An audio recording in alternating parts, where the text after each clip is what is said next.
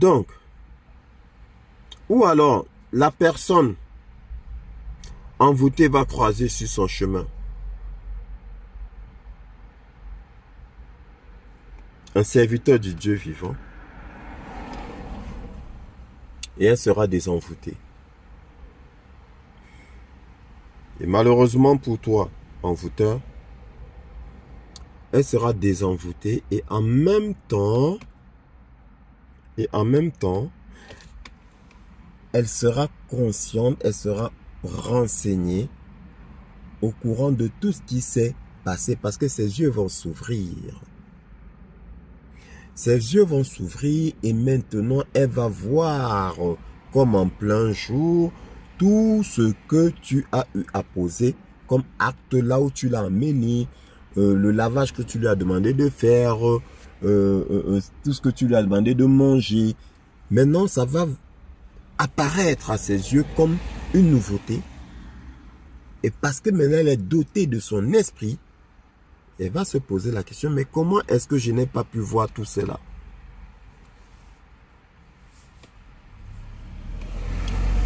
Voilà ton malheur.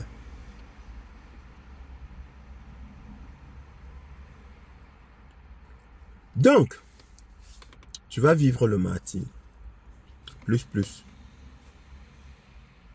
Parce que, à partir de cet instant-là, cette femme-là ne t'appartient plus. Déjà, elle ne t'appartenait pas. Parce que X ne t'a jamais appartenu. X n'a jamais été ta femme. C'est X' qui était ta femme.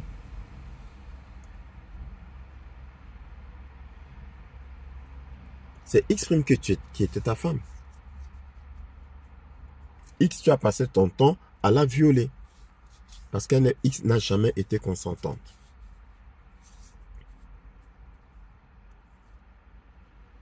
X n'a jamais été consentante.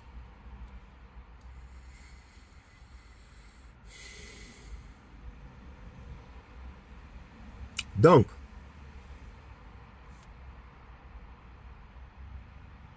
X' redevient X et c'est terminé. Vous n'êtes plus ensemble. Même si vous êtes encore dans la même maison, vous n'êtes plus ensemble.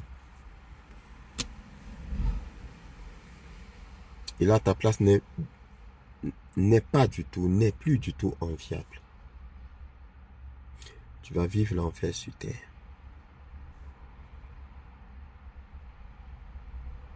Tu vas vivre l'enfer sur terre. Tu vas dormir sans dormir, comme on dit chez nous. Tu vas dormir sans dormir. Parce que il y a l'effet boomerang. Quand tu envoûtes, il y a l'effet boomerang. Parce que dès lors que l'autre est délivré, maintenant les employés là, ils sont au chômage. Il faut les payer, non? Ici, quand on est au chômage, il y a les assédiques, non? Nous versent de l'argent. Il faut qu'on tue les yeux. Parce que le contrat là n'est pas rompu. Hein. Ah non. Le contrat là n'est pas rompu. Pardon. Il n'est pas rompu. Tu fais comment? Tu fais comment? Il faut les utiliser. Les payer. Qu'est-ce qui se passe? Ils se retournent contre toi. Ils te demandent des comptes. Ça, est-ce que le sorcier chez qui tu es parti là, t'avais expliqué ça? Est-ce qu'il t'a parlé des conséquences en cas de désenvoûtement de ta victime? Il t'a parlé de ça? Maintenant, plus loin encore, tu as envoûté et tu as fait des enfants.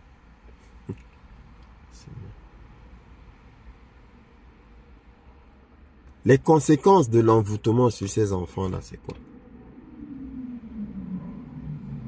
Ils seront aussi victimes d'envoûtement.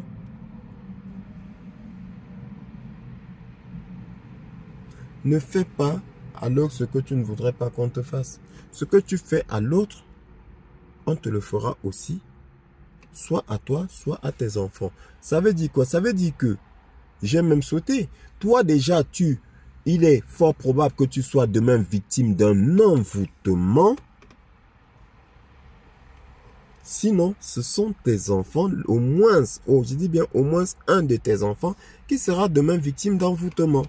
Ce que tu as fait à l'enfant de l'autre, on le fera à ton enfant. Même si l'enfant là, c'est l'enfant de l'envoûté. On s'en fout. Donc,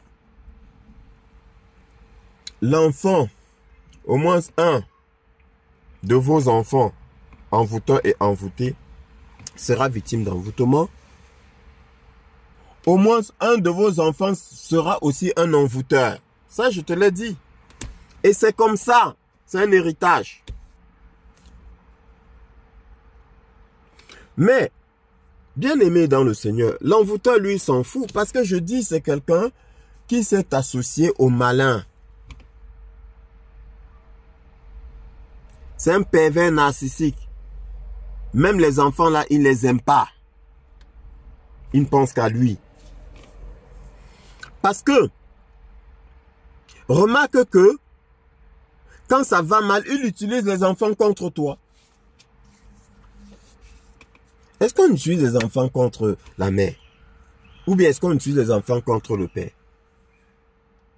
Il utilise les enfants contre toi. Si tu aimes les enfants là, pourquoi tu les manipules? Pourquoi tu les utilises contre leur mère?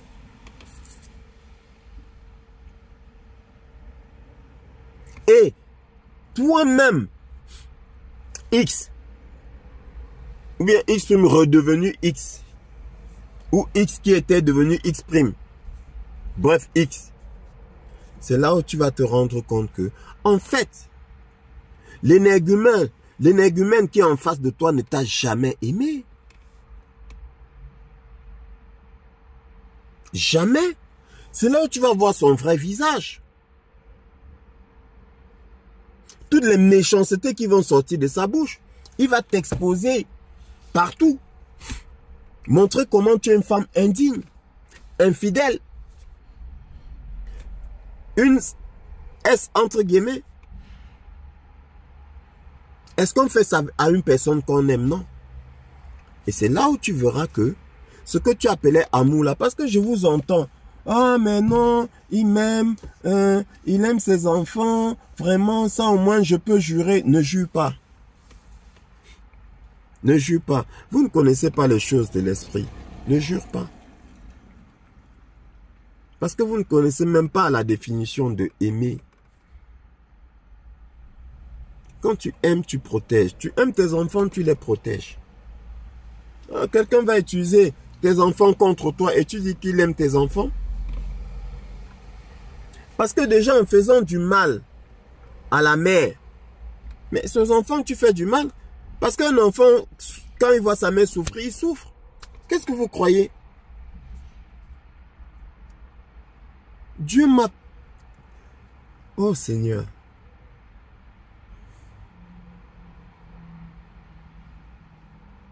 Bien-aimé, avant d'être serviteur du Dieu vivant, le Seigneur te fait traverser des épreuves. Il te fait vivre des épreuves. Il te montre des choses. Pas nécessairement en esprit, non. Les choses de la terre, du vécu, il te montre. Pour que déjà toi-même,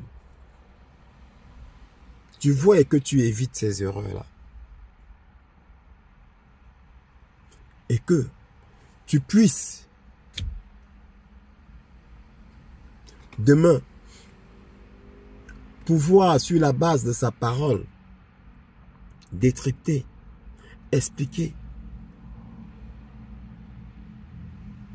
analyser et faire comprendre aux autres pour leur empêcher de tomber en suivant ce chemin-là. Une mère qui souffre, c'est un enfant qui souffre.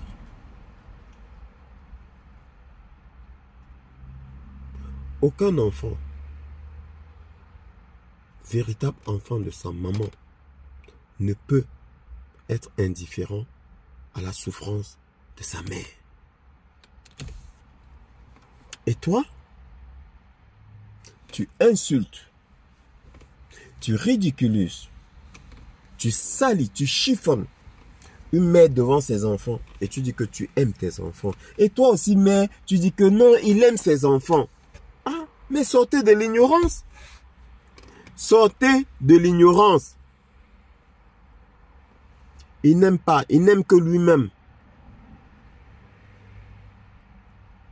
Tout ce qu'il a fait là, c'est pour lui-même. Il achète de beaux vêtements aux enfants, c'est pour lui-même. Il te couvre de bijoux, c'est pour lui-même. C'est un voile. Le jour où tu pars sans rien. Tu dis qu'il t'a offert, il ne t'a pas offert. Il a mis sur toi. Pour sa gloire. C'est pour sa gloire. Pour son image. C'est tout. C'est pas pour toi. Sinon, il ne t'aurait pas envoûté. Tu es un trophée de guerre pour lui qu'il brandit. Il montre. Il est fier. Il marche. Parce que c'est comme s'il avait une revanche à prendre sur la vie. Ah, vous pensiez que je ne pouvais pas l'avoir? Voilà, je l'ai. Et regardez. Tu dis qu'il t'aime. Oh, il m'achète des bijoux. Il a fait ci. Il n'a rien fait. Parce que ce que tu ignores, et que je pense, je te l'ai dit déjà, le pervers narcissique là, il n'épouse pas, il n'envoûte pas n'importe qui. Non. Très souvent, la personne envoûtée est un enfant de Dieu, est un enfant de lumière. Parce qu'il y a quelque chose en toi qu'il va prendre, qu'il va exploiter. Dans tout ce qu'il a. Quand il prospère là, c'est avec ton étoile qu'il prospère. Et il te le dit, mais c'est toi qui ne comprends pas. Parce que le pervers narcissique va quand même te dire que sans toi, je ne suis rien. Pourtant, c'est lui qui ramène beaucoup d'argent à la maison, mais il te dit sans toi, je ne suis rien. Tu crois qu'il ment? Il y en a qui vont te dire, ah, je ne peux pas vivre sans toi. Il ne ment pas. Parce qu'il s'est ligoté, il s'est lié, il s'est attaché, il s'est ficelé à toi. Et c'est ton énergie qu'il utilise. Et si on lui enlève cela, il est foutu. Donc, quand il te dit là, quand il te dit ça, il ne ment pas. Mais il n'est pas en train de te dire qu'il t'aime. Hein? Parce que celui qui t'aime ne peut pas te dire ça. Ah oui, parce que vous les femmes, dès qu'un homme dit hey, sans toi, je ne peux pas vivre. Tu crois que c'est la plus grande déclaration d'amour qu'on puisse faire à quelqu'un. Mais ça veut dire que c'est un païen. Ça veut dire qu'il ne croit pas en Dieu. Comment... Oui, il peut arriver qu'on le dise quand on est dans l'ignorance. Mais dès lors que nos yeux s'ouvrent là, on ne dit plus ces choses-là. C'est des choses qu'on sort pour tromper l'autre, pour séduire l'autre, pour les belles paroles qu'on sort. Ah oui, tu sais ma chérie, vraiment, je ne vois pas ma vie sans toi. Sans toi, je ne vis plus. Et elle est heureuse. Mais si elle a la connaissance de la parole de Dieu, elle va partir en courant. Si sans elle, tu ne vis plus sans Dieu, alors, tu vas dire quoi? Qu'est-ce que tu vas dire? C'est des petites choses subtiles, bien-aimées dans le Seigneur, qui nous échappent. Il faut être lucide. C'est d'où l'importance de connaître la parole de Dieu. Parce que celui qui te dit que sans toi, il ne peut pas vivre ou elle ne peut pas vivre, pose-lui la question s'il aime Dieu. Parce que s'il aime réellement Dieu, il ne doit pas dire ça. Donc, maintenant, le cas du pervers narcissique, dans tous les cas, lui, n'aime pas Dieu. Il n'a pas Dieu avec lui. Moi, je te le dis, hein. S'il a Dieu avec lui, il va se repentir. Il va se confesser. S'il a Dieu avec lui. Mais je ne pense pas qu'il ait Dieu avec lui. Parce que ça ne prend pas des années pour se repentir, pour se confesser quand on a Dieu avec soi. Tout se passe ici sur terre. Tout se passe ici sur terre. Bien-aimé dans le Seigneur.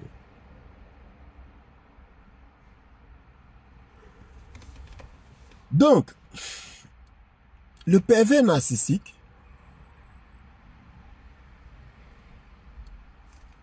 remet cet héritage à ses enfants.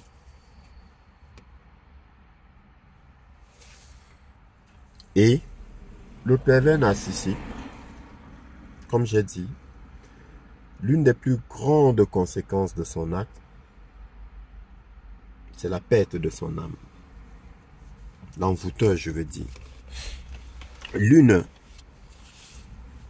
Dans tous les cas, le pervers narcissique n'est pas très différent. Parce que tous les envoûteurs, là, c'est des gros pervers narcissiques. L'une des plus grosses conséquences, la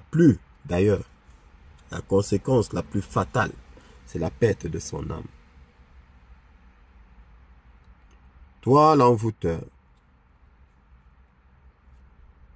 tu as vendu ton âme au démon sans le savoir. Peut-être en le sachant, mais très souvent sans le savoir.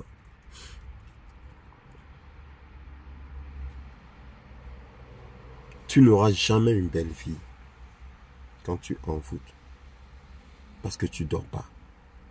Tu dois renouveler les sacrifices. Tu es aux aguets. Quand l'autre tarde à rentrer, tu as peur. Tu as peur tout le temps.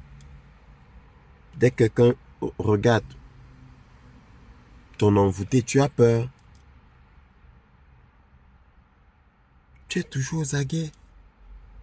Tu n'as pas une vie de tranquillité. Non, tu ne peux pas dormir. Malheureusement, qui t'a trompé? Le diable t'a trompé. Le diable t'a trompé. Et si par malheur pour toi, la personne que tu as envoûtée est un enfant bien-aimé du Dieu vivant, si par malheur pour toi,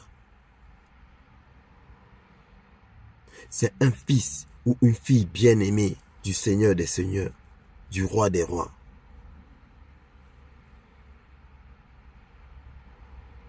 alors là, je n'envie pas ton sort. Je n'envie pas ton sort. Parce que là, tu seras frappé durement. Tu seras frappé durement. Et la personne envoûtée, la véritable conséquence de son envoûtement, c'est qu'elle vit une vie qui ne lui appartient pas. Elle vit une vie qui ne lui est pas destinée. Elle ne vit pas sa vie. Elle vit une autre vie dont la personne envoûtée ne peut pas être heureuse.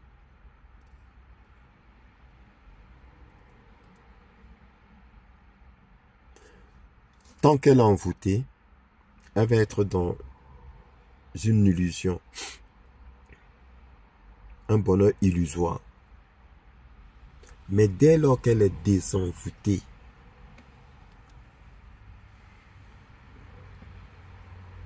si elle ne fait pas ce qu'il faut, elle va regretter d'être sortie de l'envoûtement. Parce que quand on te désenvoûte, quand tu es désenvoûté ou quand on te désenvoûte, parce que tu peux être désenvoûté comme ça, parce que l'autre, je te l'ai expliqué, l'autre n'a pas pu entretenir les sacrifices, on peut te désenvoûter. Tu peux croiser quelqu'un et puis paf, tu es désenvoûté. Ou bien on peut être conscient que tu as été envoûté. Quelqu'un de ta famille peut être conscient que tu étais envoûté et va utiliser un homme de Dieu qui va prier pour toi. Ou bien ta famille aussi va prier pour toi pour briser les chaînes de l'envoûtement. Dès lors que tu es désenvoûté, si tu restes dans le ménage, tu vas regretter d'être désenvoûté. Parce que tu ne seras jamais heureuse. Ce n'est pas possible.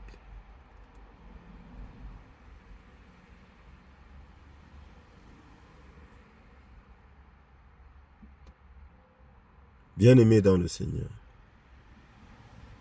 quand quelqu'un est envoûté,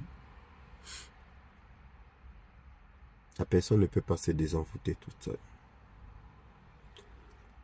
C'est à toi de l'aider à sortir de l'envoûtement. C'est à toi amoureux de la parole de Dieu, avec la puissance que le Seigneur t'a donnée, c'est toi qui peux libérer cette personne des chaînes. Si ta soeur est envoûtée, si ton frère est envoûté, prie. Prie. Libère ton frère, libère ta soeur. Avec la puissance de la parole que Dieu a mise en toi, tu es capable de le faire. Bien-aimé dans le Seigneur. Et d'ailleurs, si tu deviens un véritable amoureux de la parole, les sorciers et les démons tremblent et prennent la fuite devant moi. Donc si tu es un véritable amoureux de la parole, tu seras dopé de la puissance du Saint-Esprit. Et dès lors que tu vas t'approcher, les démons vont s'enfuir. Donc ton frère ou ta soeur sera désenvoûté. Bien-aimé dans le Seigneur. Recherche cette puissance-là en étant amoureux de la parole. Ne fuis pas la vérité. Il y a beaucoup, quand je leur parle de ces choses, et, ah, je ne vais pas entendre, ah non, moi ça ne m'intéresse pas, mais tous les jours sont en train de prier. Qu'est-ce qui t'intéresse donc? Qu'est-ce qui t'intéresse donc? Ne fuyez pas la vérité. Vous connaîtrez la vérité et la vérité vous affranchira. Recherchez la vérité. Je ne demande pas de foutre la merde, je ne demande pas de fourrer son nez partout et tout, mais je dis quand la vérité se présente à vous, ne la rejetez pas, ne la fuyez pas, ne cachez, ne fermez pas vos yeux avec vos mains pour dire que non, je n'ai pas vu. Vous avez vu. Et dès lors que vous avez vu, il faut agir. Et arrête de donner des conseils à ta soeur qui est envoûtée. Arrête de donner des conseils à ton frère qui est envoûté. Ce n'est pas à lui que tu parles. Je te l'ai expliqué. Il était X ou Y. Maintenant, c'est X', Y'. C'est à X' que tu t'adresses, à Y' que tu t'adresses. Donc, ce n'est ni à ta soeur, ni à ton frère que tu t'adresses. Non. Arrête de donner des conseils. Prie, libère, délivre. On ne donne pas des conseils à un fou. On ne donne pas des conseils à un fou. On le délivre. Et après, on lui donne des conseils. On donne des conseils à quelqu'un sensé. On donne des conseils à quelqu'un conscient. Si tu n'es pas conscient là, quel conseil est-ce qu'il tu vas accepter si tu n'es pas conscient? Une personne qui n'est pas consciente ne peut pas retenir des conseils. Je pense que c'est basique quand même. C'est logique. Délivre ton frère. Délivre ta soeur. Toi qui viens d'écouter cet enseignement, agis. Ne reste plus les bras croisés, sinon tu es complice du mal. Pareil pour vous tous qui êtes dans des familles, vous voyez le mal et vous vous taisez, vous êtes complices. Vous êtes complices. Vous ne dénoncez pas, vous êtes complices. J'ai un oncle violeur ou j'ai un père violeur, je ne dénonce pas, je suis complice. Et attention, je ne dénonce pas, ça va toucher mes enfants. Ça ne rate pas, bien-aimé. Vous dites que vous aimez vos enfants, mais vous vous taisez devant le mal. Si tu aimes tes enfants et que tu vois le mal dans la famille, il faut dénoncer. Je répète, il faut dénoncer. C'est en dénonçant que tu protèges tes enfants. Dieu aime le juste. Le juste, c'est qui? Tu ne te tairas point devant l'injustice. Il ne faut pas se taire devant l'injustice. Vous voyez le mal, vous vous taisez. Les mamans qui voient le père violer l'enfant, ou bien violer la nièce, ou bien violer, elle ne dit rien, elle se tait. Mais tu es complice. Et que vont devenir tes enfants? Après, tes enfants ont une vie bizarre. Tes enfants ne prospèrent pas. Tes enfants sont là. Il y en a qui n'ont pas d'enfants, qui n'arrivent plus à avoir qui n'ont pas d'enfants. Et qui sont la vieille fille. Ou bien des garçons qui sont là comme ça. Et on se pose des questions alors que c'est parce que il y a eu des actes malsains qui ont été su et tout le monde s'est tué. Personne n'a voulu parler. Et le mal prospère. Ça prospère. Ça prospère. Ça prospère parce qu'on se tait. Les racines vont partout. Ça s'infiltre partout. L'inceste grandit. Le mal grandit. Après on se dit, oh mais je ne comprends pas. Mais qu'est-ce que tu ne comprends pas? Qu'est-ce que tu ne comprends pas? Il était là devant tes yeux. Qu'est-ce que tu as fait? Tu n'as rien fait. Ou bien toi, femme, tu vois ta fille qui est dans un ménage d'envoûtement. Non, ma fille, il faut supporter. Ah, tu as déjà des enfants, machin et tout. Mais tu es complice. Tu es complice. Tu me demandes ce qu'il faut faire, mais demande à ton enfant de sortir de là. Ou toi-même va sortir ton enfant de là. Quand tu as la ferme conviction que c'est un envoûteur, mais sors ton enfant de là. C'est un associateur. Je ne donne pas mon enfant à un associateur. Tu utilises la puissance du mal, je ne te laisse pas mon enfant. Sinon, je suis complice. Mais réfléchissez. Vous croyez que ça suffit de mettre ses genoux par terre, prier, de dire Seigneur, d'aller à l'église, d'aller à la mosquée, de faire les 5 prières, les 17 prières, je ne sais pas, les 1000 prières, et puis vous pensez que c'est suffisant, mais entre-temps, le mal est à côté de vous, vous ne dénoncez pas, vous laissez faire. Dieu n'est pas avec vous. Dieu n'est pas avec vous.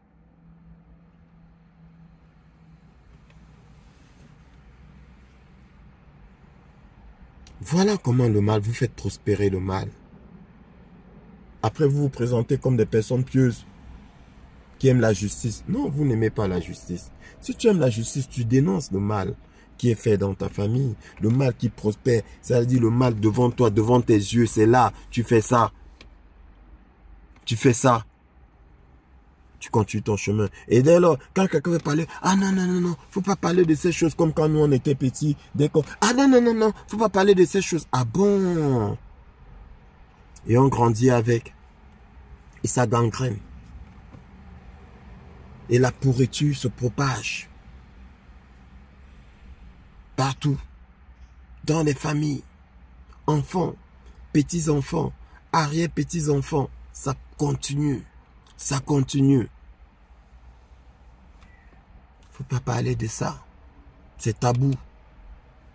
Mais après on prie Dieu.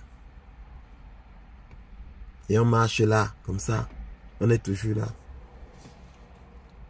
Et on parle d'amour dans la famille. Oh, j'ai ma famille, hein. J'ai ma famille, c'est... Oh, on parle de grande famille, amour. Ça dit que des grandes paroles. Des grosses paroles. Mais il y a le mal. Qui parle du mal? Personne. Personne. Tout le monde se tait. Les enfants sont malades. Les enfants sont handicapés à gauche, handicapés à droite. Personne. On fait ça. Dieu, les traditions. Belle famille. Que la paix soit avec vous. C'est beau l'amour de la famille. C'est quoi l'amour de la famille? Quand il n'y a que le mensonge, quand il n'y a que le mal, c'est quoi cet amour-là? C'est quoi cet amour-là? C'est pas de l'amour. Hypocrite. C'est pas de l'amour. Pas du tout. Réveillez-vous. Réveillez-vous. C'est pas suffisant, hein, de faire 10 000 prières, de se lever à 3h, 4h du matin pour prier, de mettre son réveil pour prier, ou bien de faire un hôtel dans sa maison pour prier, un sanctuaire dans sa maison pour prier. et de faire comme ça devant le mal, ou comme ça.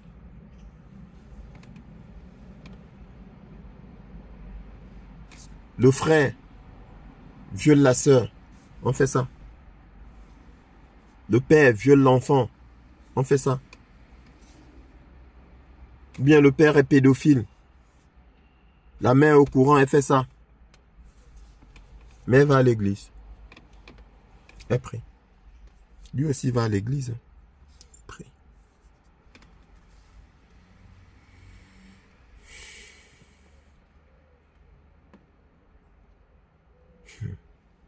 Bien-aimé dans le Seigneur.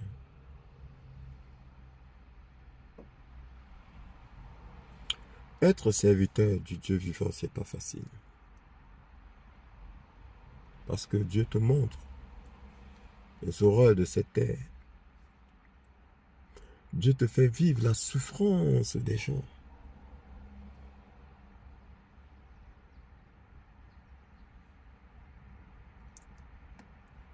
Heureux l'ignorant. Heureux l'ignorant. Vous ne savez pas à quel point les gens souffrent ici dehors. Parce qu'ils sont victimes de leurs frères, de leurs sœurs. Ils sont victimes des personnes dotées de mal. Esprit méchant, esprit mauvais, des sorciers. Ne voyez pas les gens qui se pavanent devant vous, qui vous sourient. Tous les gens souffrent. Beaucoup vivent une vie qui n'est pas leur vie, ou beaucoup ont vu leur vie s'écrouler parce que victime de viol, parce que victime de suicide, d'envoûtement, parce que victime est dans nos familles. Personne n'en parle. Personne. Dès que l'enfant veut parler, on regarde le matin. Oh, mais attends, regarde, il t'a offert une voiture. Ah, mais il t'a emmené en France. Il a fait ceci. C'est quoi le plus important? Je vais vous poser la question. Surtout à vous, parents, c'est quoi le plus important? Que votre enfant ait de belles choses ou que votre enfant soit heureux? C'est quoi le plus important? Eh bien, moi, je m'adresse maintenant à mes enfants. Mes enfants, le plus important, c'est que vous soyez heureux. Je ne vous demande pas d'avoir des richesses. Je ne vous demande pas de me ramener des princes ou d'épouser des princes ou des princesses. Le plus important, c'est d'être heureux. Si ton amour se tourne vers une folle, toi, mon fils, Dieu n'est pas fou. Ton amour va chasser sa folie et vous serez heureux. Parce que le tout, c'est l'amour. Le plus important, c'est d'être heureux. Ce n'est pas les choses de la terre. Ce n'est pas les richesses de la terre. Non. Non. C'est pas ça. Et voilà ce qui a aveuglé beaucoup de parents. Qui pensent que parce que leur fille est couverte de bijoux, alors elle est heureuse. Mais non. C'est pas comme ça. C'est faux. C'est faux. C'est pas ça. Vous prenez le matériel pour justifier le bonheur? Non. Non.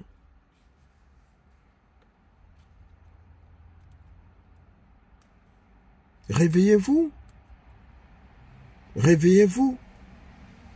N'écoutez pas ces faux pasteurs qui vous parlent juste de va prier. Dieu t'aime, va prier. Faux. Dieu t'aime. Pourquoi tu nourris le mal si Dieu t'aime? Pourquoi tu te tais devant l'injustice si Dieu t'aime? Pourquoi tu te tais tant devant le mal? Tu fermes les yeux devant le mal qui gangrène ta famille si Dieu t'aime? Faux. Si Dieu t'aime, tu vas être rempli de son esprit. De son esprit saint. Et c'est un esprit qui a horreur de l'injustice. C'est un esprit qui ne peut pas se taire devant l'injustice. C'est un esprit qui dénonce l'injustice. C'est un esprit qui s'oublie pour l'autre. Tu vois ton frère qui est victime, tu dis non. Malheur à vous. Prenez garde à vous. Ne touchez plus à mon frère et repentez-vous. Ne touchez plus à ma soeur et repentez-vous. Non. On laisse les enfants avoir une vie misérable. J'entends par vie misérable une vie dénuée de bonheur. Et non de matériel, non. Une vie misérable. Ils sont là, comme ça, comme des zombies. Il n'y a pas de flamme dans leur vie. On laisse. Ils accouchent des enfants, les enfants sont handicapés. Ou bien nous-mêmes, nos enfants sont handicapés. Il leur manque ci, il manque ça. On laisse. On ne parle pas. On s'assoit pour des futilités. Soit pour des querelles. J'ai ma famille. Les réunions qu'on faisait, c'était pour... Pourquoi? Pour les choses de la terre, le terrain et tout. À part ça, rien. À part ça, rien. À quel moment vous vous asseyez pour regarder l'avenir de vos enfants? À quel moment vous vous asseyez pour voir qu'il y a trop de maladies dans la famille? À quel moment vous vous asseyez pour voir qu'il y a trop de morts dans la famille? À quel moment vous vous asseyez pour voir qu'il y a trop de mauvaises choses dans la famille? À quel moment?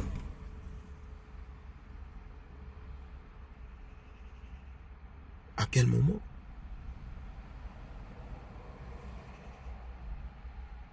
Ne vous dites même pas bonjour. Dans ce cas, ne me dites même pas bonjour. Ça ne sert à rien. C'est de l'hypocrisie. Mais, bien-aimés dans le Seigneur, heureusement que le Seigneur nous a prévenus et nous a mis en garde. Parce que toi qui dénonces la vérité, c'est toi le méchant en fait. Aujourd'hui, c'est comme ça. C'est toi le mauvais. C'est toi le méchant. Et beaucoup vont dire, oh, il se prend pour qui? Je me prends pour le serviteur du Dieu vivant, du Seigneur Jésus-Christ.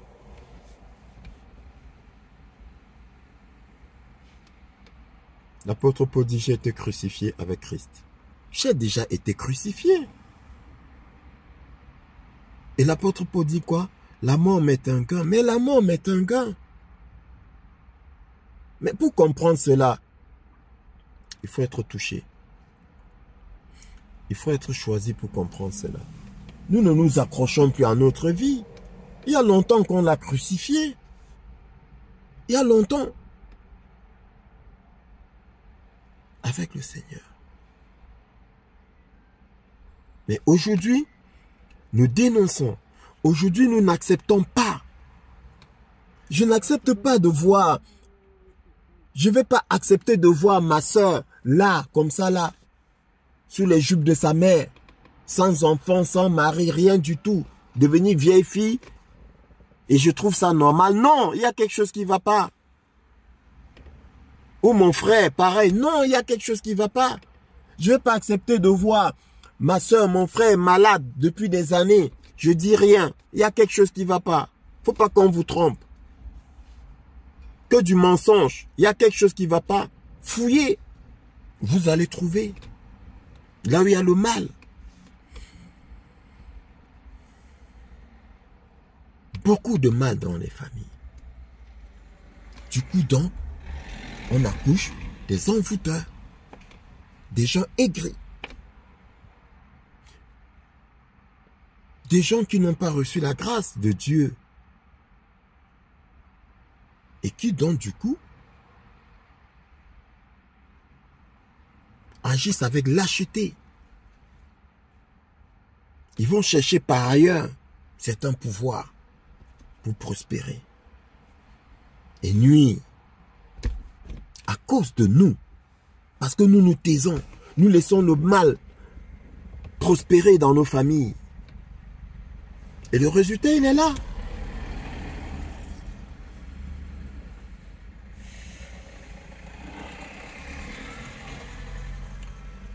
Bien-aimé dans le Seigneur,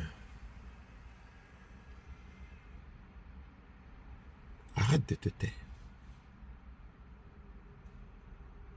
Arrête de te taire. Je sais que mes paroles vont choquer. Beaucoup d'en vont révolter. Beaucoup. Beaucoup vont se sentir accusés. Mais la vérité nous accuse. Moi en premier. Tout ça, ça nous accuse. Nous nous sommes tués. Mais qui va dire qu'il a été exempt de toutes ces choses? Mais dès lors que nous prenons conscience, dès lors que nous devenons des personnes nouvelles, bien-aimés, ne l'acceptons plus. N'accepte plus le mal dans ta famille. Dénonce. Dénonce. Après qu'ils fassent ce qu'ils veulent, c'est leur problème. Protège tes enfants, protège-toi, protège tes enfants en dénonçant le mal qu'il y a dans ta famille. Ton frère, c'est un envoûteur, dénonce-le. C'est un violeur, dénonce-le pour que les autres protègent leurs enfants. C'est un pédophile, dénonce-le pour que les autres protègent leurs enfants, même si c'est ton père. Dénonce-le pour que les autres protègent leurs enfants. Même si c'est ton père, tu honoreras ton père et ta mère, mais dans le Seigneur. S'il n'est pas dans le Seigneur, mais dénonce-le. Arrêtez ça. Mais vous vous tuez vous-même, vous tuez vos enfants.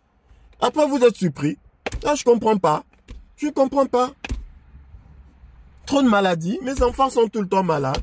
Moi-même, ça ne va pas. Ma femme, machin, j'ai toujours des problèmes. Ma voiture en panne, ceci. La maison, ça ne va pas. Ma vie, ça ne va pas. Et parce que tu te tais. Tu fermes tes yeux devant le mal. Tu sais le mal qu'il y a dans ta famille, qui a gangréné. Mais tu te tais. Et tu pries. Non. Va faire le nettoyage. Et après prie. Et tu verras le résultat. Que le Seigneur te bénisse.